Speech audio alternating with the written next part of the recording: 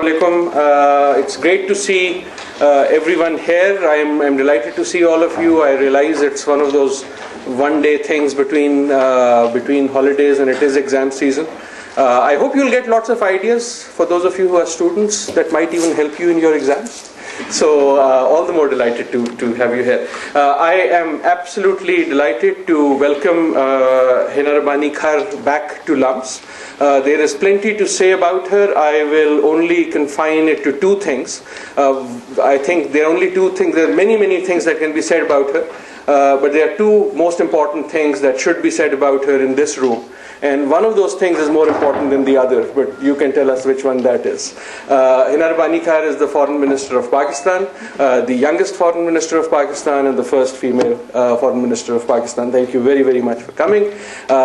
More importantly, at least in my book, she is also an alumnus of LUMS, and therefore it gives us even greater pleasure to welcome her back to LUMS. Thank you very much for coming. We were spending some time just now, right before we came here, talking about all that has happened and how LUMS has changed in multiple ways and multiple dimensions since 1999, which is when you graduated.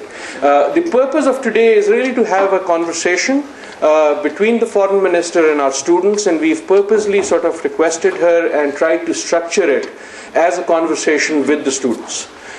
In terms of diplomacy, in terms of foreign policy, in terms of the future of this country, and maybe even in terms of LUMS. So without further ado, I would call upon our guest to take the stage and share some remarks with us, and then we'll open it up for question and answer and conversation between the Foreign Minister and the students. Thank you very much.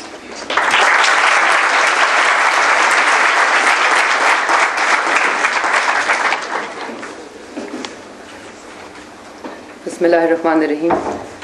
Assalamu alaikum, and a good afternoon to everyone. And let me just say, it's almost an emotional experience for me to be here and to be sitting and to be standing rather in front of you, because LUMS has meant a lot to all of us, and certainly to me also. And to be standing in front of Arif Zaman, being asked to deliver a lecture, doesn't look like a very easy proposition, but I'm going to give it my.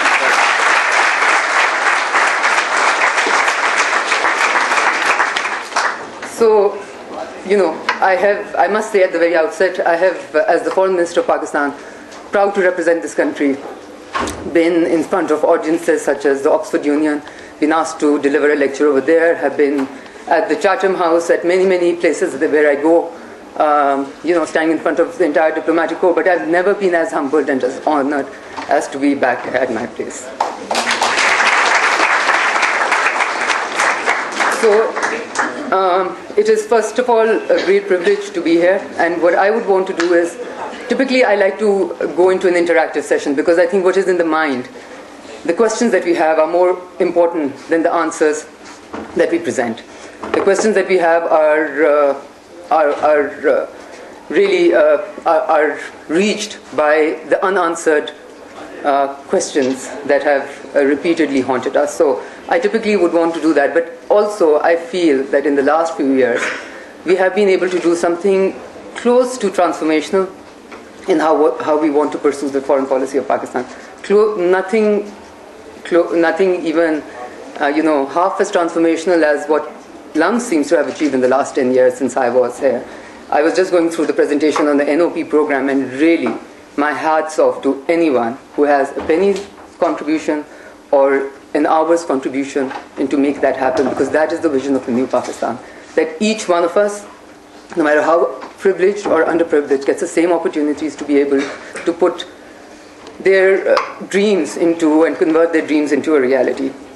But I would like to spend maybe the next 25 minutes, and no more than that, into going over what we feel, or what I feel as an individual and as representative of the government of Pakistan is important about putting right the foreign policy pursuits of Pakistan. What we think are some of the ills or some of the wrongs that happened in pursuing that course, and why today, more than 60 years after Pakistan's inception, we do not feel that we got it right. We're not convinced that we have been able to benefit from the entire resources which Allah put at our disposal, which these people deserve, which the human resource of Pakistan deserves to be able to actualize. Why have we as a nation, each one of us equally responsible, not been able to do that? So, LUMS is a wonderful testament to the amazing talent, to the innovation, to the drive, and to the commitment and vision that Pakistanis have for this country. And I can assure you, I mean it more than any other person who has stood at this podium. From Mr. Sayyid Babar Ali, who was kind enough to welcome me just now, a few minutes back, to Mr. Razak Dawood, who I convinced to please invite me to LUMS. I said I do not want to retire as foreign minister and not have come to LUMS. So it is as much as on your invitation, as much as on my insistence that I am here today, I must say. And from the entire board, from the long line of deans, vice chancellors, and from the long line of teachers who have made LUMS what it is today. From the small MBA classes in the late 1980s to the first BSc batches who looked like they didn't belong here. I was one of them. I was the second batch of LUMS. And all the way to today, with the School of Science and Engineering and the initiatives like the NOP and the Abdul Salam Chair, LUMS is a long narrative of inspiration and of success. And we are all proud of it as Pakistanis. And as I said here before, I'm humbled to be here today. And I'm even more humbled to have been given a chance to study at LUMS, because I went to do my master's. I got admission at Cornell. I chose to go to the University of Massachusetts to be able to complete my master's program in a hurried fashion. And I must say, nothing compares with what you get at LUMS. It is the best of both worlds. It is. And let me also say, as an ode to all the students over here, nowhere are you expected to work as hard as you are at LUMS. So I want to speak to you today about the foreign policy primarily, because I think this is a good time in Pakistan's young history to begin to imagine Pakistan, not necessarily as it has been in the past, as it has been bequeathed to us, to my generation and to yours, or as its detractors would like it to be, but rather as a manifestation of what is in your heart and mind, as a manifestation of Pakistan's present, as a manifestation of its citizens and the lovers of Pakistan would like it to be. How can it be? How should it be? And how must it be? 3 words to define it: stable, prosperous, and peaceful. This is the simple short form version of Pakistan that we aspire to. I can speak a great deal about the trials, the tribulations, and the troubles that Pakistan has gone through. We all read about them. We all hear about them. Indeed, maybe it is going through today as we speak, to have reached this stage. But instead, I would like to focus on foreign policy as an instrument that can help achieve these aspirations, or this vision of a stable, peaceful, and prosperous Pakistan. Foreign policy is an instrument in achieving stability and peace in Pakistan, because stability and peace in Pakistan are partially dependent on events, peoples, groups, governments, which are not inside of Pakistan, which are outside of Pakistan. And this, I'm not saying this to blame others for the instability or the violence that we see inside Pakistan. That is not the intention. It is quite the contrary. It is instead recognizing that we live in a world that is interconnected, that is interdependent. If something is happening in our neighborhood, it has an impact on us. We have to pay attention. This makes our neighborhood important. Foreign policy's job is to recognize that importance. I'm going to explain to you just how we have tried to do this in the last several years, and especially in the last few months. But before I do that, I also want to mention the vital importance of foreign policy in achieving prosperity and creating an environment that is conducive to a prosperous Pakistan for the long run. And this is no new rocket science, but I still want us to take a moment and concentrate on this. The logic for this is not particularly complex. Pakistan needs to be able to conduct trade with other countries and both attract investment of and send investors to other countries in order to build the capital for long-term prosperity. So foreign policy is how we talk to other countries. It's what we talk to the other countries about. And increasingly, we talk to other countries as trade and investment partners. And increasingly, we talk about how we can increase trade, improve the terms of our trade, and ensure greater investment.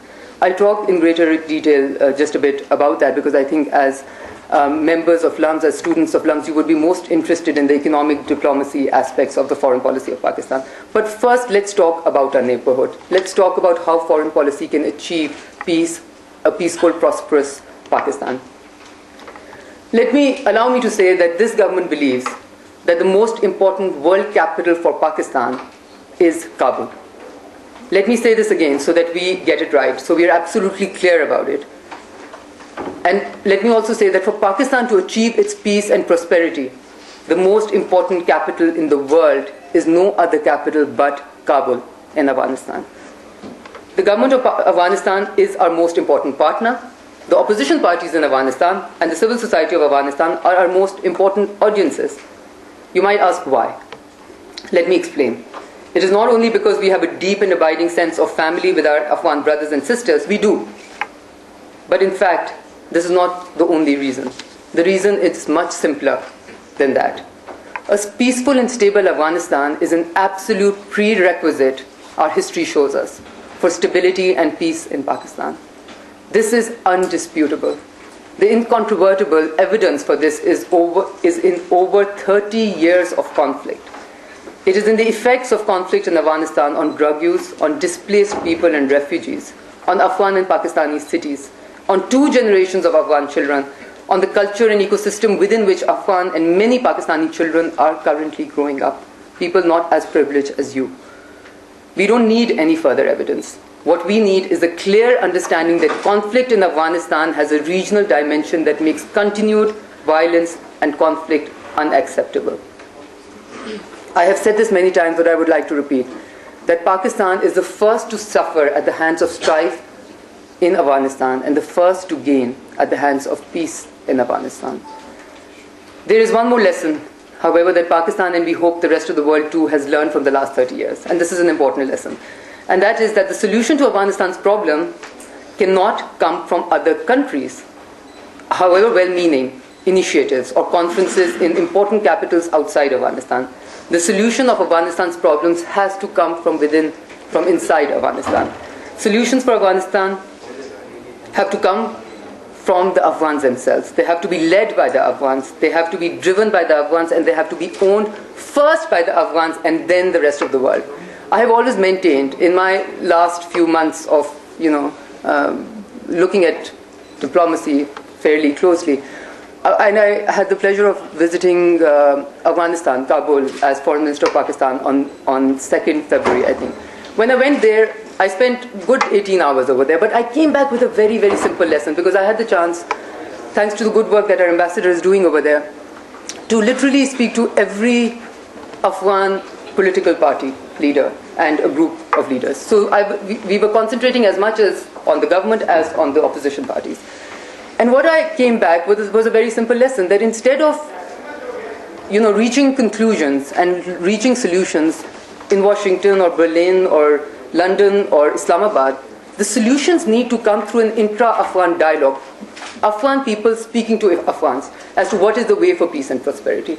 Once that is clear, then that solution needs to be owned and supported by each of Afghanistan's immediate neighbors, including Pakistan, whatever that solution is, whether we think it is in our interest or not. It is the Afghan people who have the right to decide.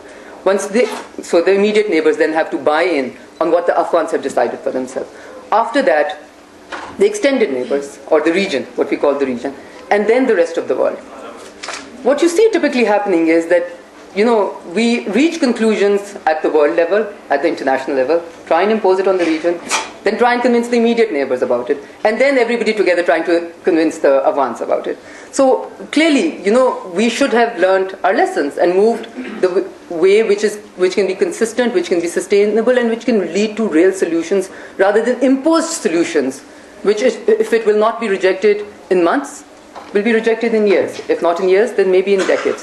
And as we say, if we have a stake in the long-term stability of this region, then our vision cannot afford to be short-term. It has to be long-term.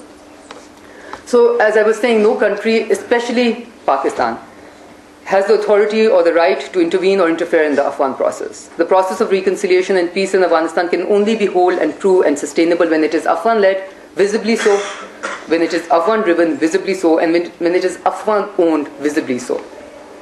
This has many implications. Perhaps the most important is that the notion of strategic depth that NEEM AFPAC specialists around the world who are still burdened with it is dated.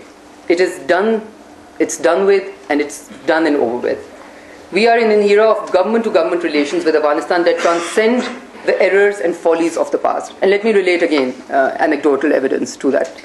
Once I was appearing in front of a parliamentary committee, explaining the regional foreign policy dimensions of Pakistan. And somebody said, what are your goals for, the next 10 years in Afghanistan? And I said, your country should not have goals other than to seek trust with the Afghans, or whoever is in government in Afghan. And they said, you mean we are not going to, have any strategy as to what to do in Afghanistan? And I said, well, what we should have learned by now is that the same respect that we expect of the Americans to give to the Pakistanis on the basis of sovereign equality is the respect that we have to learn and decide to give to the Afghans as sovereign equals, and then we can move forward as partners. And the only strategic depth that we can seek is that based on trust with whatever is the structure of governance in Afghanistan, as far as it is elected government by the people of Afghanistan. So the proof of this is manifest at all levels. The vision for this has come from the very top in Pakistan.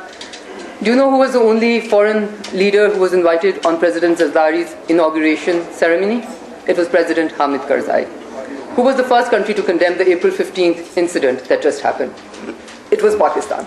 And I remember when I called Mr. Zalmay Rasool condemning the April 15th incident, I told him, that incident together with the Banu jailbreak in Pakistan on the same day, almost at the same time, shows that the challenges that we face are very, very similar.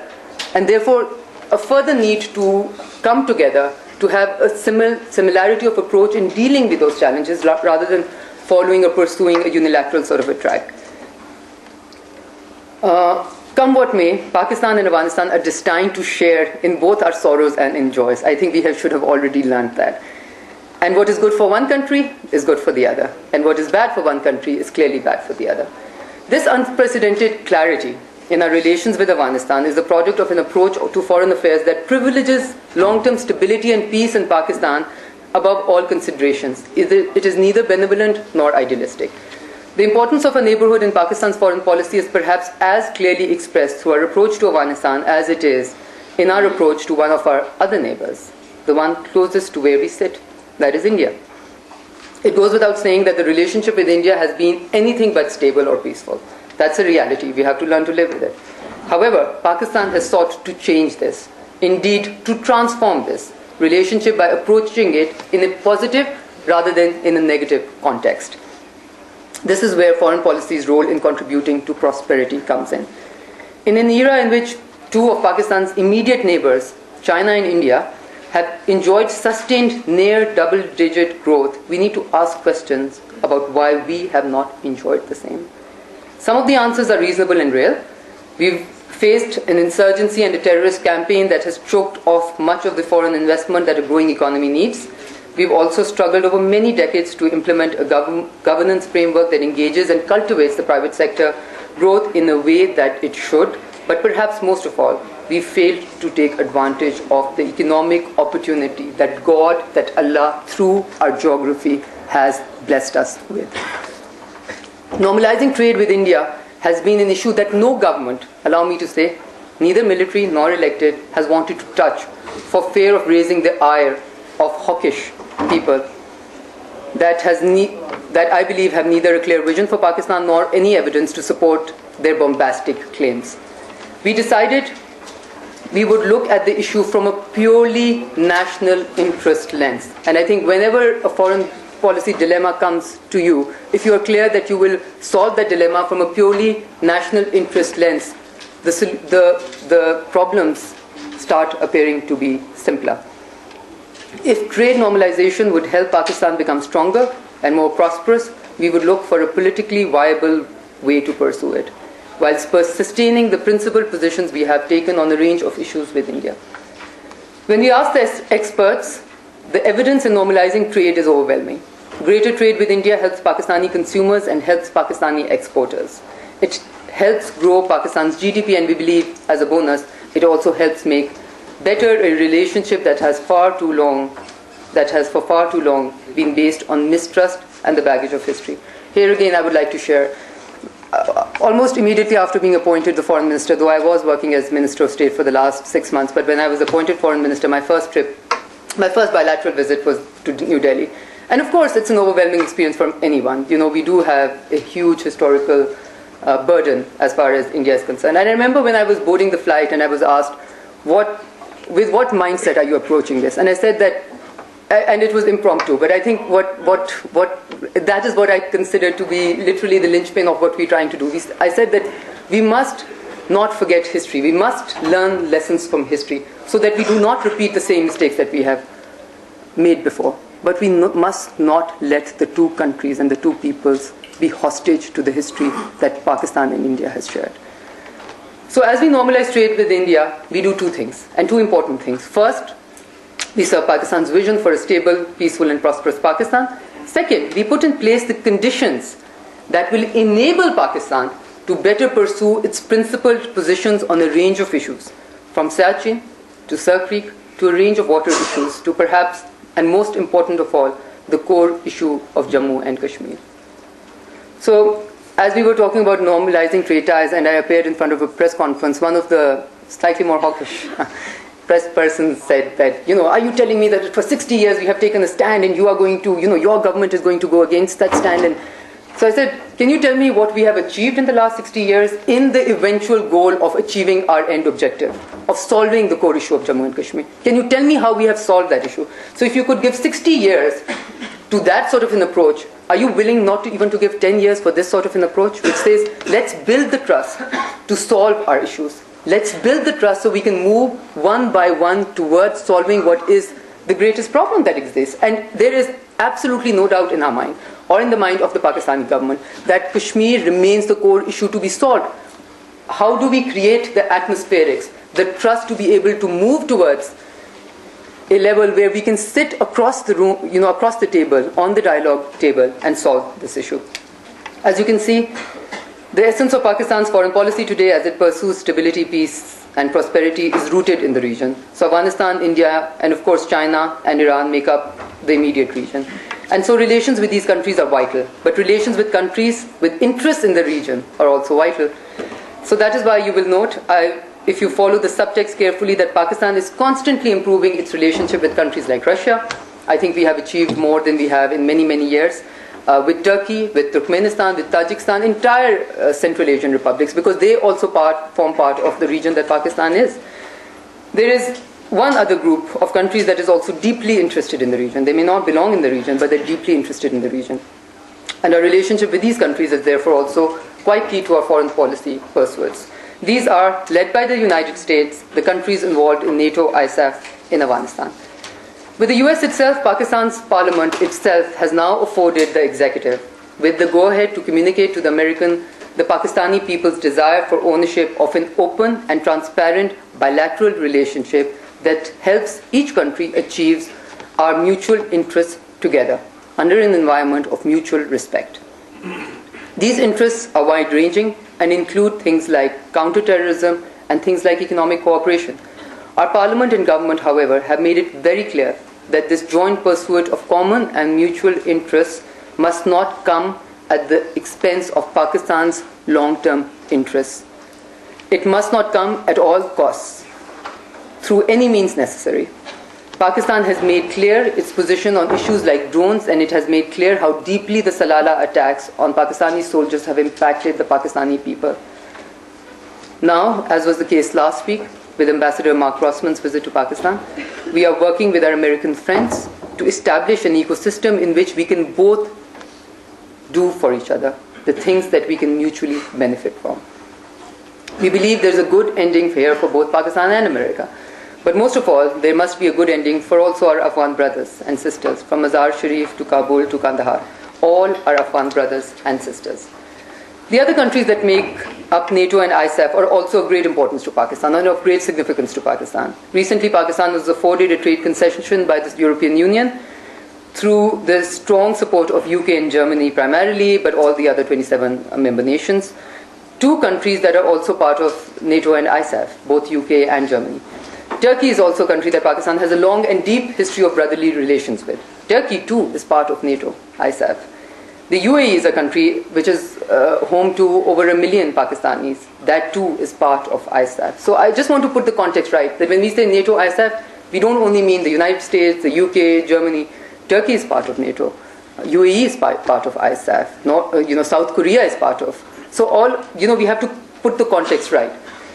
Our relations with all these countries are of vital importance to us, both for reasons of stability and peace in the region and in Pakistan, and for reasons of prosperity in the region and in Pakistan. So what does all of this that I've said have to do with democracy in Pakistan? In my view, everything. And this is again something that one learns over time. For the long stretches of time during which Pakistan has been run by the military, the approach that Pakistan has taken to foreign relations and foreign policy has been deeply personalized and not in a good way.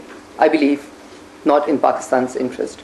Other countries have pursued their interests with Pakistan through the person of the dictatorial leader of the day, rather than through the system designed to produce public policy.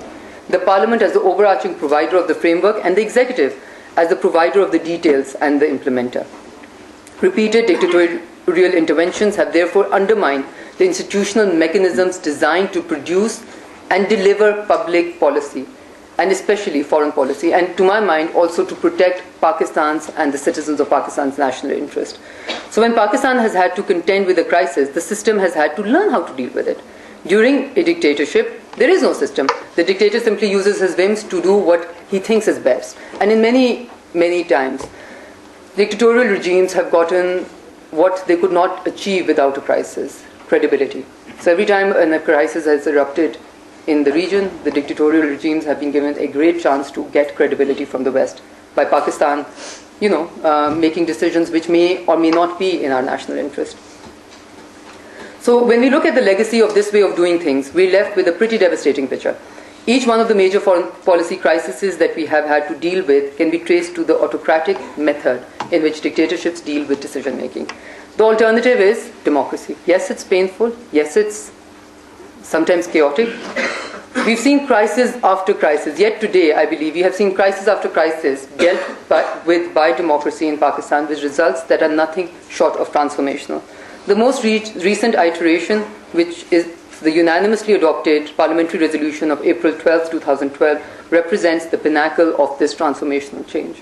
So people normally say, this is not the first time the foreign policy of Pakistan was discussed in the Parliament of Pakistan. They are indeed right. This is not the first time that the foreign policy of Pakistan was discussed in the Parliament of Pakistan. Parliaments have been discussing foreign policy of Pakistan for a long time.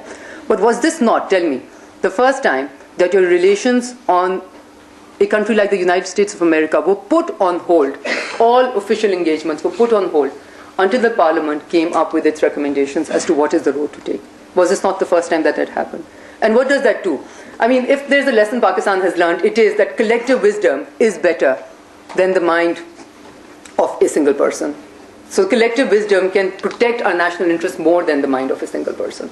So the collective wisdom that comes through the parliamentary recommendations gives us, not only this government, but I feel many governments to follow, the direction to pursue. And what is the message of that direction? I mean, simply put, in one word, the message is a big yes. So the fringe elements have become isolated in some ways. So the people who want to portray Pakistan as a country which is saying we want to go at war with the rest of the world, with the West, have been sidelined. Because the Parliament said a big yes to partnership with the West, partnership with the United States, but not at the cost of your national interest, not at the cost of your sovereignty. So in a conditional way, it has given a big yes to a partnership approach, but a big no to a unilateral approach of solving Pakistan's problems. So that's the context as we go forward. Now, the dual principles underlying the decision to empower Parliament to provide the framework for a post-Salala relationship with the United States was simple. First, the relationship was far too important to be continued. I want to emphasize on this, to be continued without the ownership of the people. It's an important relationship with the United States, all the more reason that you have to get ownership of the people of Pakistan through the Parliament of Pakistan. And second, the Salala attack was too important to continue the relationship as we pursued it, without a fundamental change in the way we, as in Pakistan and the US, relate to each other. Today, while newspapers breathlessly report the failure of talks in Islamabad in the last week, and and also report the crisis in the relationship, we are confident that we are better placed than ever before to conduct foreign policy with the United States, because we have been able to develop an ownership of the people of Pakistan. Whatever takes place in the future between our countries will be under the canopy of ownership of the people. In a democracy, nothing is more powerful. To protect a country's national interests, nothing is more important. Of course, in a young democracy, things are fluid. And it is difficult to convince people that young and growing democratic institutions can deliver. And so the cynicism and the skepticism of people is understandable, but to my mind, it is not accurate, and I hope history will prove that to be right. Let's take yesterday's drone attack. You may have noted that Pakistan immediately condemned the attack. We, of course, in the unanimously adopted parliamentary resolution of April 12, 2012, Parliament has asked that all foreign fighters be expelled from Pakistan. Pakistan shares many of the same counter-terrorism concerns as the United States. But Pakistan has repeatedly stressed that the instruments used to fight militancy, insurgency and terror must be within the framework of international law and must not add to the long-term burden of countering terror and extremism in the region.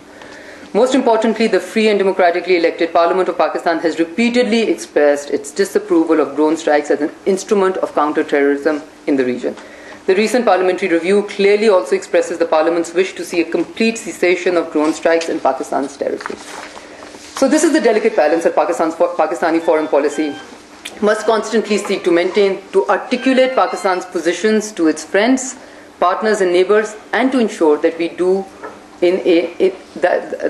as in any democracy, those positions are reflective of the will of the people of Pakistan, of the aspirations of the people of Pakistan, reflect the collective wisdom of the people of Pakistan to protect their national interest. So that's about it as far as I wanted to go. And just once again, it's an honor, pleasure, and hope to continue the discussion.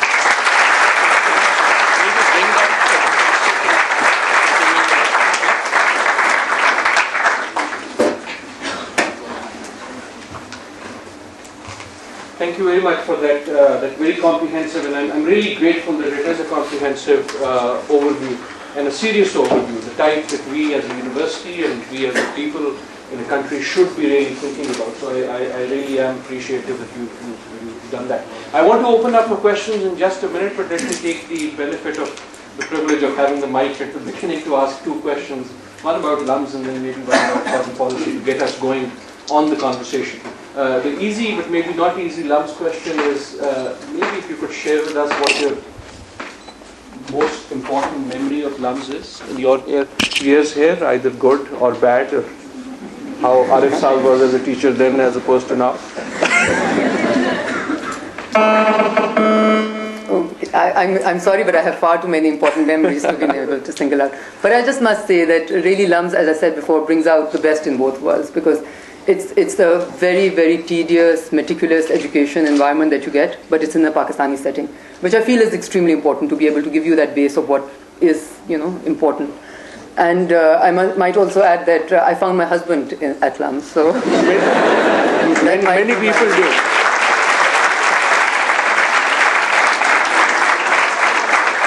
Thank you. It does seem we are in the business of helping people find spouses as much as careers.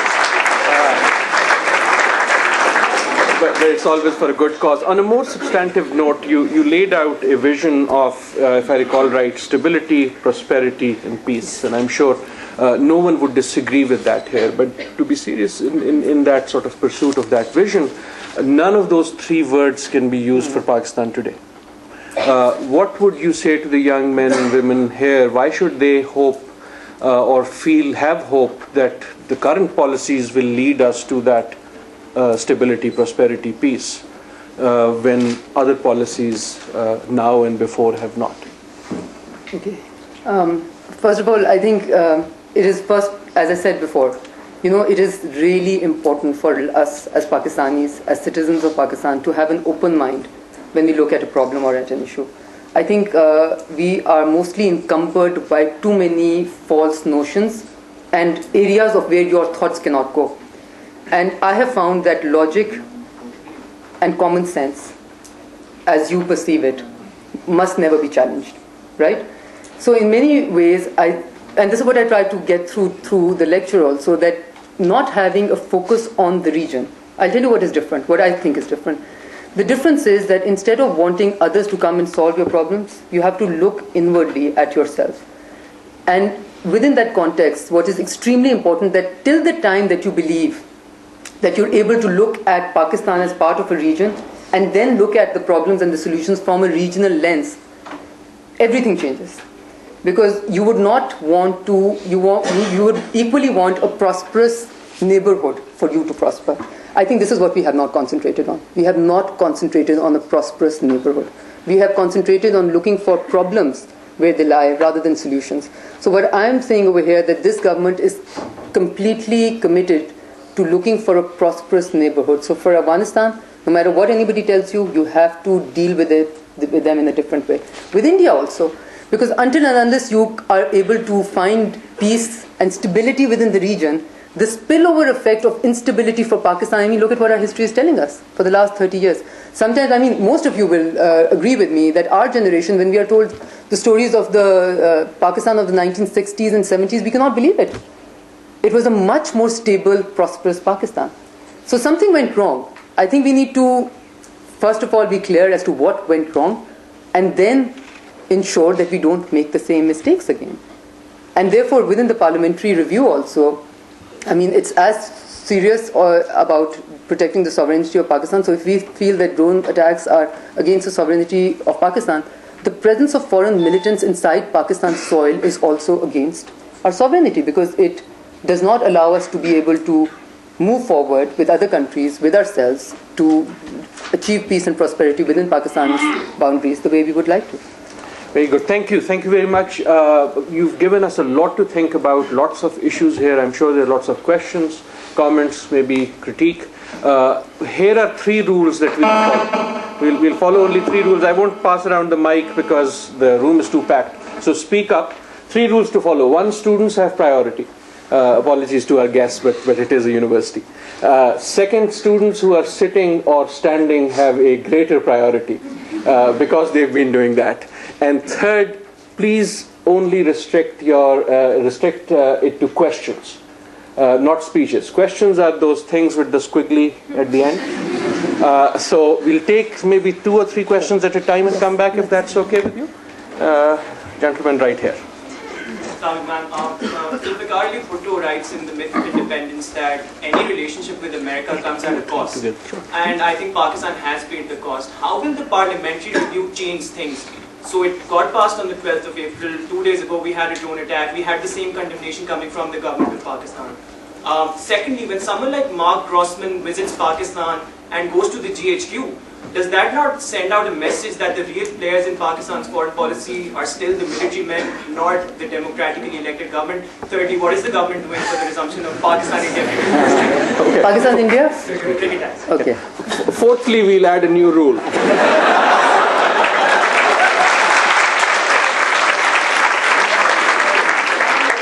One question. We'll take one more just so that it's manageable.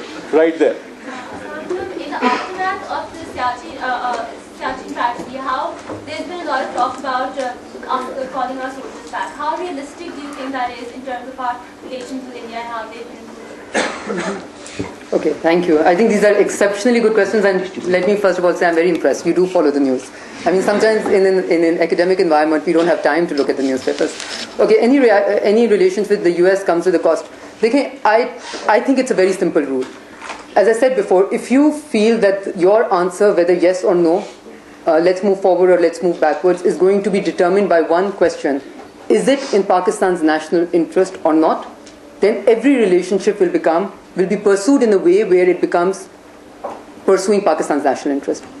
Whether it's with India, whether it's with the US, so it's not one, US versus Afghanistan versus India. Every relationship, if what you're pursuing. So what has the parliament said very clearly? It has said very clearly that we don't want to be, isolated in any way in context to the rest of the world. We want to be very much a global player. We want to be very much a responsible global country, right? In the community of nations. But in pursuing others' goals and objectives, and what we can perceive to be our common objectives, because if the US's goals and objectives in the region, is peace and stability for Afghanistan, and ridding this region out of terrorism, can we say that our goals at Pakistan are any different? Where is the fight on? Or where is the disagreement on? Or where is the difference of opinion on? What are the tools which can be used to pursue those goals and objectives? Now, after the Afghan war, the previous one, we saw that the remnants of a war are left only for the region to deal with. So Pakistan deals with 3.5 million refugees. Pakistan deals with a culture of drug and arms, which, as I said, the Pakistan of 1960s did not know of. So therefore, we have to be very careful as the region, as Pakistan and Afghanistan, on what are the tools which will have long-term negative ramifications, repercussions, which will ensure that the militant and the tribesmen, who should ideally be separate in pursuing their goals, are brought back together. Therefore, the disagreement is on what are the tools which should be necessary. I feel still confident that we will be able to enter into, a dialogue which ensures that we pursue common goals and objectives in a common framework. In a bilaterally owned framework, not in a framework which is not bilaterally, not owned by one of the two countries. Secondly, you talked about Mark Grossman going to the GHQ. Let's be clear. There are every institution in Pakistan is a relevant stakeholder in one issue or the other, right? The military of Pakistan is a relevant stakeholder in this defining the security interests of Pakistan, right? The Parliament of Pakistan is a relevant, and the FIDEN, so it's not a separate entity than the rest of the government, and we should stop portraying it as such, because I think we do more, we harm our interests more than support our interests in that way. Now, as far as defining national interests and therefore the foreign policy and what to pursue is concerned, that is the work of Parliament. That's the relevant institution to do so. And the Parliament, of course, then gives it to the government of Pakistan and the government of Pakistan. The military is part of the government of Pakistan. It is not a separate entity. It is one of the institutions that reports and is within the gambit of the government, so to speak. So Mark Grossman going there, I wouldn't see anything wrong with that, simply for the reason that currently our relationship with the United States has a lot of security element, has a lot of counterterrorism element in it, right? And so we would, for instance, American generals I also come across with, right? So it's because of the nature of the relationship as we speak. But why we asked some questions, I mean, as a foreign minister, I'm asked this question by foreign journalists more than any other question, right? And my response is that things in Pakistan, every institution is finding its right place. It is an evolutionary process, it's evolving, it's not going to happen overnight. And I feel we are going in the right direction, and I think that is going to be the strength of Pakistan. Lastly, Pakistan-India cricket ties, I can just assure you that we have all done our bit. I think when I was there in July, I talked about it, and we are giving it the diplomatic sort of push that is necessary to give. On Sciecnes, the question that was asked, again, you said what is the possibility? We have multiple agreements on how to mutually leave that territory. And we still feel that there's a strong chance that we can all go back to that and ensure that there can be no unilateral withdrawal, but there can be withdrawal from both sides, right?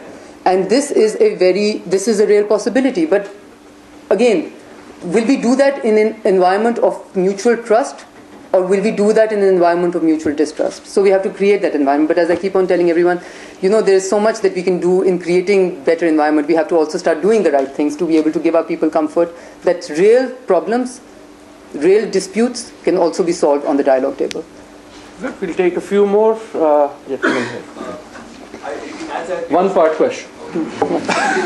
It is equally important to develop and make Pakistan internally stronger as it is with developing good relations with other countries. So why does government of Pakistan fail to recognize these problems as is evident from Balochistan and Karachi? So why don't you recognize those problems? And today, if Hina Rabbani had to choose a major at LUMS, which major? I'll allow the second part too. Is side say there was someone here. My question is about the condition in which you came into power. Shah Mahmood Qureshi, he said that he resigned because he was not allowed to do his job freely. Do you think you are allowed to conduct your job without any external pressure? Okay, we'll take one more question here.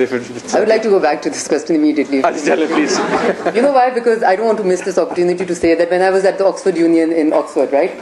So one of the students got up and said, he quoted another ex-foreign minister, and he said, who was also, by the way, a gentleman, who said that, he was, so it was Mr. Asif, right? So he said, he had said that she was a lady, so she said, when I asked him this question, she said, बीबी हमारे दौर में तो आधी हम बनाते थे, आधी वो बनाते थे, तो आपस में कुछ हो जाता था.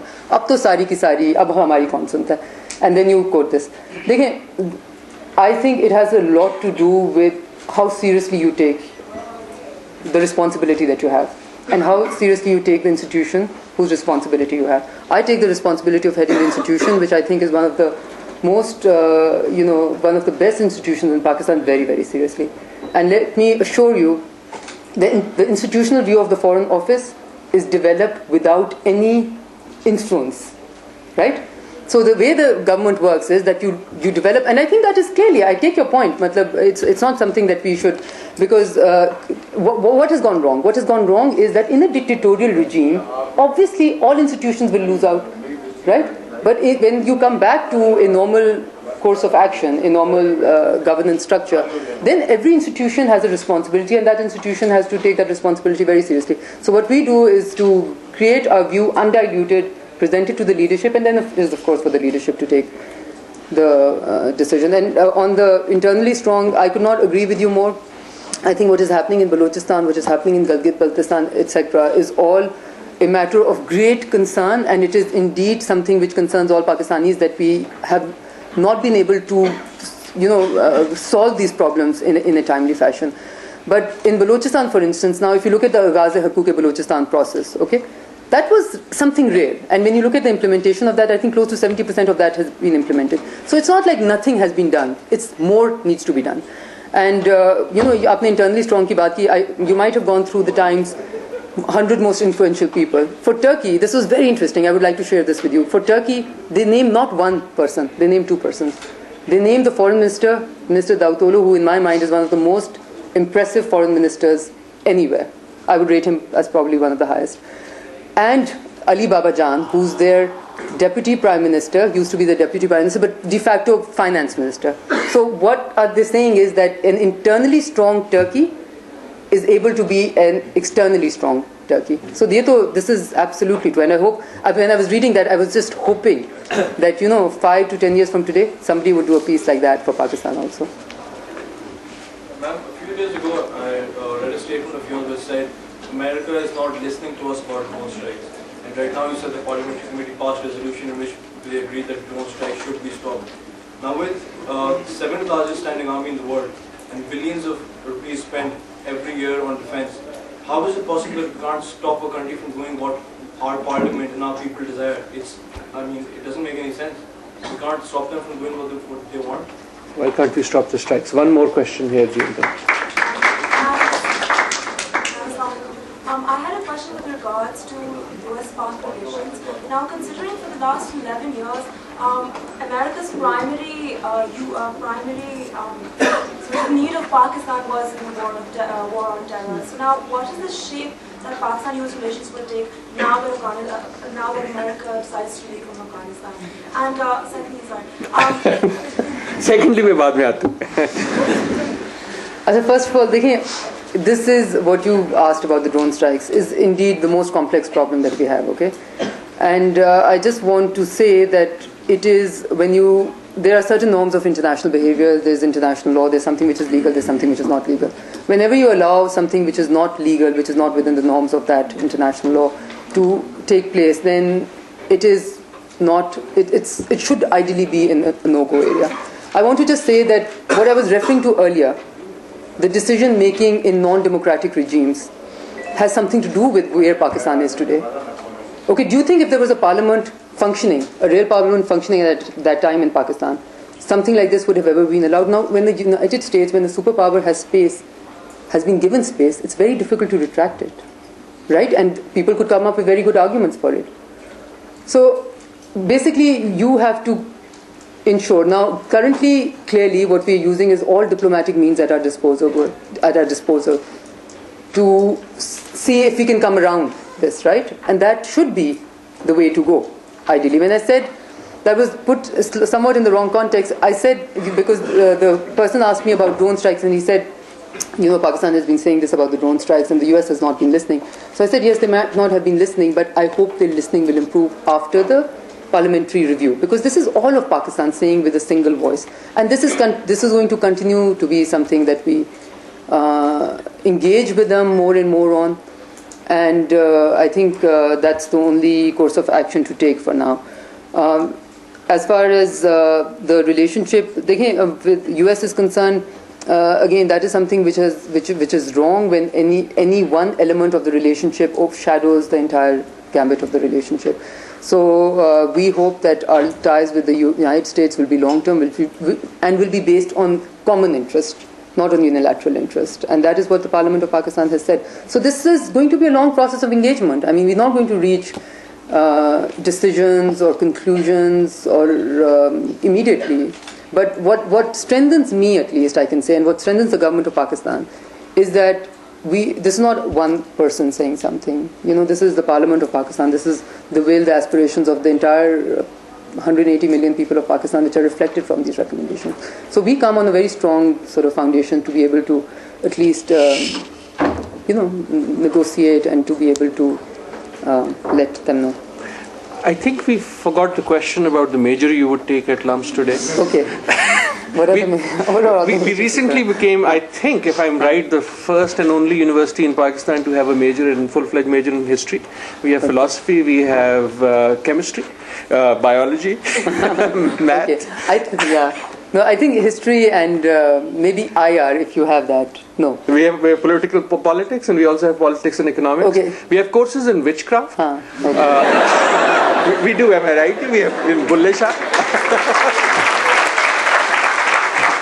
I'm not suggesting anything. I'm just saying 327 courses this semester. For all of you who are econ majors, I must say that I will maybe stick with my econ major. You know why? Because I think that gives you a very good base to be able to analyze everything else. Because at the end of the day, everything is, in some ways, increasingly is. When we talked about foreign relations, increasingly, your foreign relations with other countries are pursuing the goals and objectives for a common citizen. And what is goals and objectives for a common citizen? Prosperity, how does that come? By getting more market access. So if you see within our economic diplomacy, that's a major part of it. You know why he asked that? Why? This is the week they have to choose their majors. Okay. Okay, we'll move on in the orange here. You had your hand up. Thank you.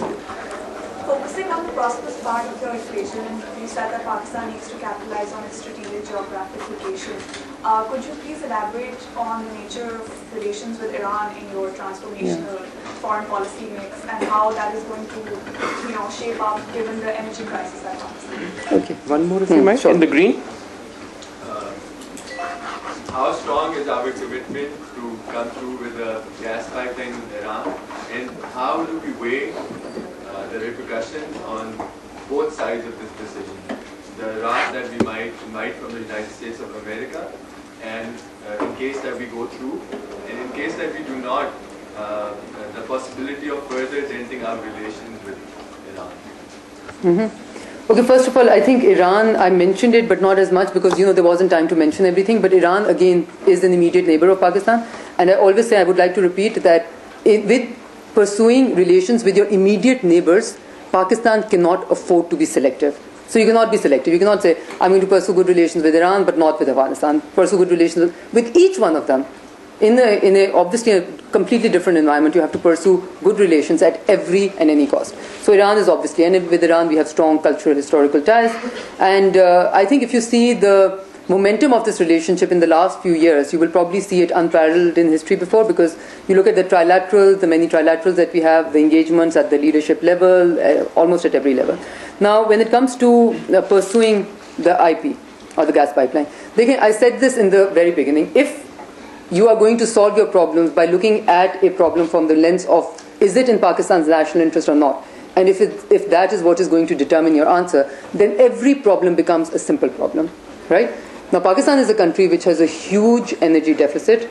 As many of you students of economics, students of business know, that today if there's one single factor which is keeping Pakistan's growth numbers to increase, which is not only not creating opportunity for new employment, but taking away some of the employment that already exists, it's the energy problem. It's a huge problem. So again, Pakistan cannot be selective in pursuing its energy interest with any country or with any entity. So we are as committed to TAPI as we are to IP. Turkmenistan, Afghanistan, Pakistan, India pipeline. I was just in Turkmenistan, 5 days back, and there's a great deal of keenness. We are going to be signing GSPA with them. There will be movement formed in the same way. With IP also, we have remained committed. We will continue to be committed because it is in Pakistan's interest to do so. Now, ire of the US, I don't think that's the way to look at it. Every country has to pursue what is in its national interest, and they must be understood to be doing so by people who are our partners. So I don't think it's a either or situation. Right there. Well, given that Pakistan enjoys a lot of influence in Afghanistan, if we are asked to play a role of a mediator between different Afghan factions, is Pakistan ready to play that role, or is it going to leave it to the Afghans themselves? Mediation in Afghanistan. Can we take just one more? Sure. Ma'am, in your objective, in your speech, you mentioned the Kashmir issue in the very last. And I want to say, are we giving up on this issue? No. Save the best for last. Kashmir is the most important issue. I mean it almost seriously. I mean it very, very seriously. And I mentioned it as the core issue of Jammu and Kashmir, right? So that remains the core issue. And let me just, in order to give you comfort, I was at Davos, the World Economic Forum, and we were a panel in which there was myself, Mr. Imran Khan, as 2 people representing Pakistan, and 2 ministers from India. And we were asked the single question, if there's one thing that we need to do in order to create better, to have a better vision for South Asia. And they were talking about South Asia and only had Pakistan and India in the room, which shows what is holding South Asia back. It's not the Maldives, it's not Bangladesh, it is Pakistan and India which are holding the vision of South Asia as a common region from coming. So when they asked, okay, what is this one thing?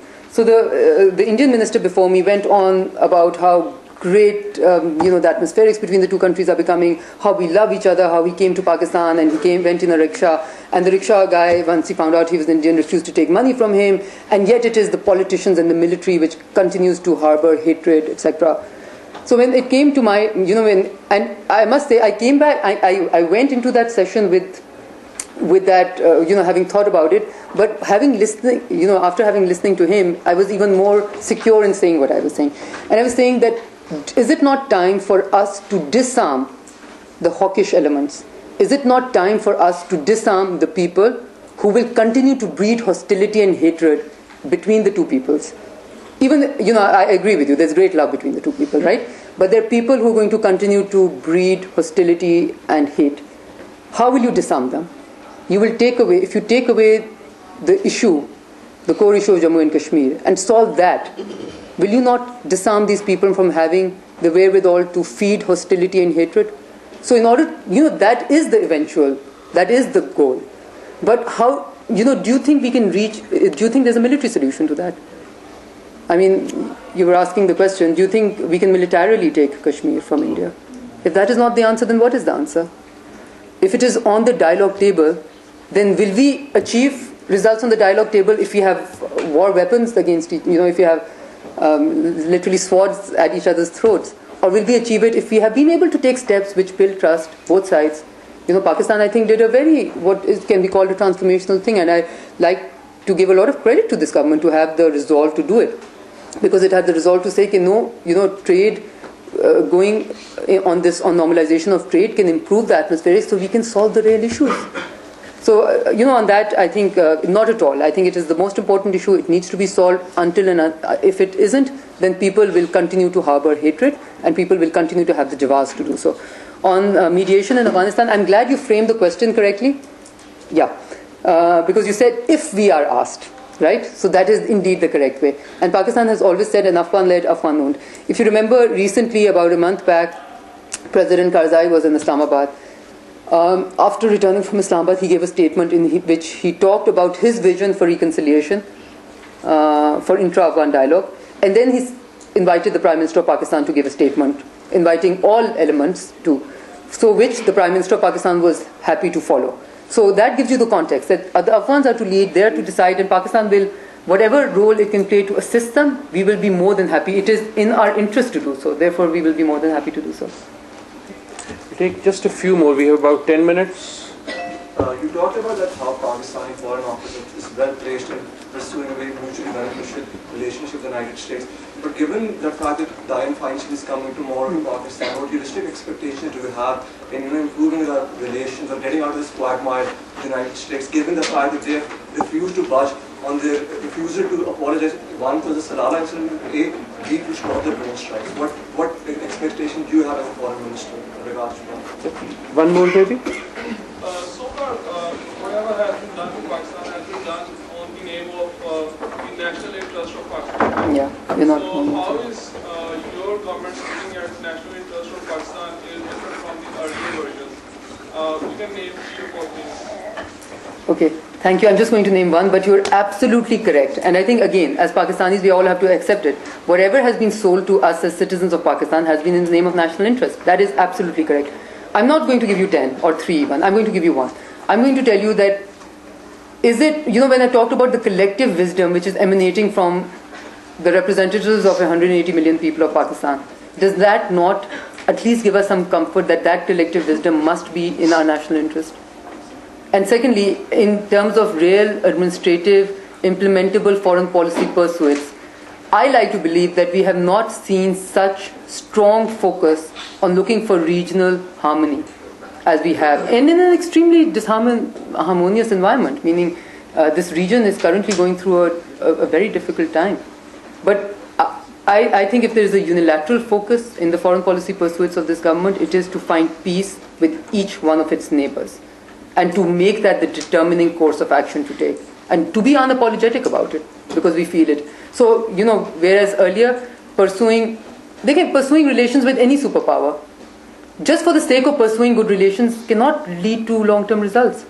But pursuing relations which are based on mutual interests and are recognized to be based on mutual interests by the by the large majority of those people is the way to go forward. So I would say, as an example, the focus on the region, the focus on the immediate neighbors, I think is unparalleled. The U.S. question about Dianne Feinstein. First of all, Dianne Feinstein is heading the Intelligence Committee of the Congress, so she's not exactly part of the executive, so to speak. And I think this overemphasis on one particular meeting or one visit leading to great results or lack thereof is slightly ill-placed. I think it's a process of engagement. When I say we are strengthened because we are not representing the institutional view of the Foreign Office of Pakistan only. That is also very important. We are strengthened because we are representing the aspirations and will of the people of Pakistan as derived from the parliamentary recommendations as they were adopted. So that is how we are strengthened. Okay, maybe one more round, right there at the back. I had a question regarding the Pakistan issue. We basically said that it is internally related, but I believe it's also equally externally related, because time and time again our military accuses India of staying behind the curtains in Balochistan. Now, on the other hand, India blames us for the Mumbai attack, and I believe it has been really convincing the world. Many people believe that we have been behind the Mumbai attack. On the other hand, we haven't been so convincing that India has been staying behind the curtains in Balochistan. So my question is this: I'm all go for peace. Everyone here will support peace. But my question is that we want peace on equal footing and with respect. So how effective is your foreign office in portraying this issue towards the Indian embassy? We'll take one very last question there. Yes. Pertaining to India, we have tensions nowadays pertaining to the water crisis and the water dam crisis. What is the Foreign Office's stand on that? And what's the foreign policy about? Okay, thank you. And let me first of all say that I have so far not heard a single person. I just want to get, and I would maybe encourage a raise of hands, who are, nobody's asked me a question about why Pakistan is moving towards normalization of trade with India. This is the first question I normally am asked when I appear in front of sort of the more institutional entities or committees or whatever. So do I take it Maybe you can answer that one too. I'm sure he was just thinking about that. Were you? No, but I would want to be armed by at least being able to tell that in a room filled with students, the new generation, nobody thought that was the wrong thing to do. So can anyone raise their hand if they think that's the wrong thing to do? Okay, one. No. People who think it's the wrong thing to do, raise your hands. No. I think because we realize that we need to put Kashmir issue at the back burner, move to other. No, not back burner. I disagree, but nevertheless. Okay. So anyone who thinks moving towards. Long time again. Okay. Good. And just one. Okay, this is very comforting. That means the new Pakistan is different than the old Pakistan. Let me just say this. I think that's very comforting for me. Okay. First of all, the issue of Balochistan. And do we put it on the table? देखिए, जो summit level interaction हुई थी Prime Minister Manmohan Singh के साथ शर्म शेख में, उसमें Prime Minister officially raised the issue of any interference in the Balochistan issue, right? And let me just say that I think in some ways, with India, when you have any level of interaction, all issues are discussed and put on the table, right?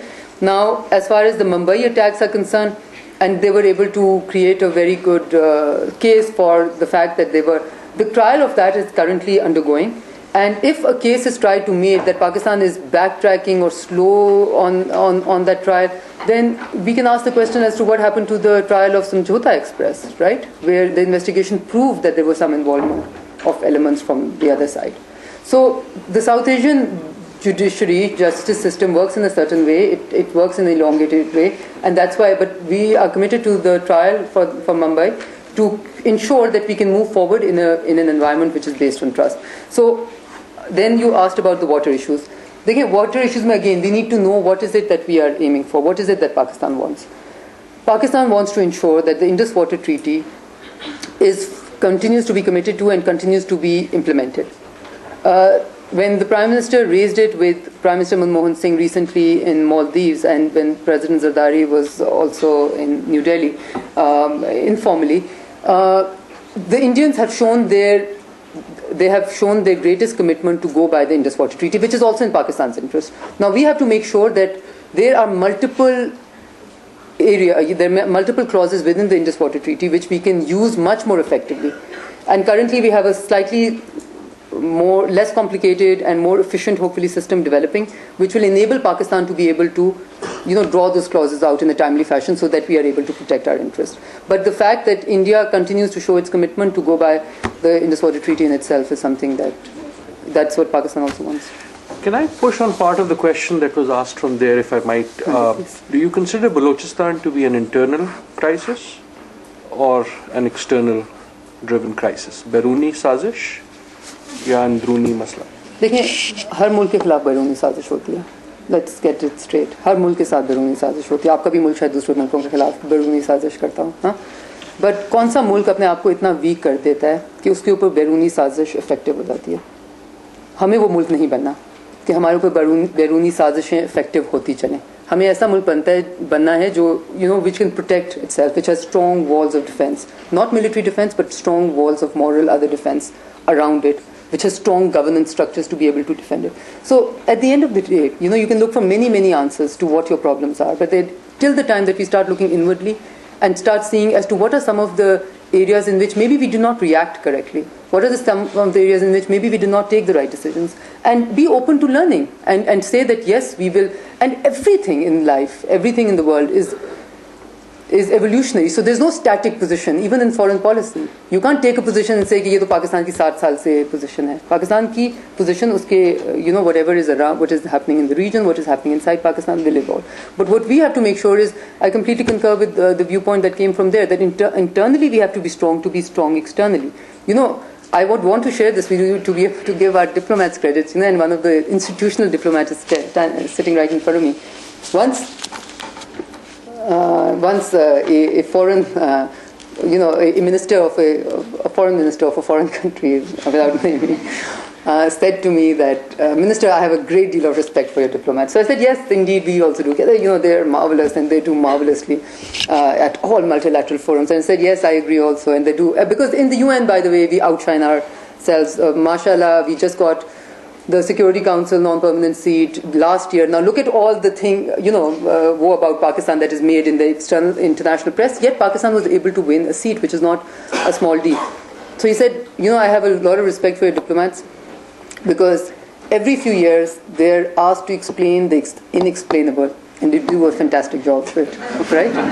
So we don't want to put our diplomats in that position. No? We want to put our diplomats in a position where they can where they can forcefully represent you and me and the rest of Pakistan, the rural Pakistan, the urban Pakistan, the vigor and the strength and the depth of Pakistan, rather than the accidents that we continue having. We need to stop having the accidents so we can go forward and represent the Pakistan that we are part of. So, thank you. I think that's a very good note to end on. I thank you on behalf of...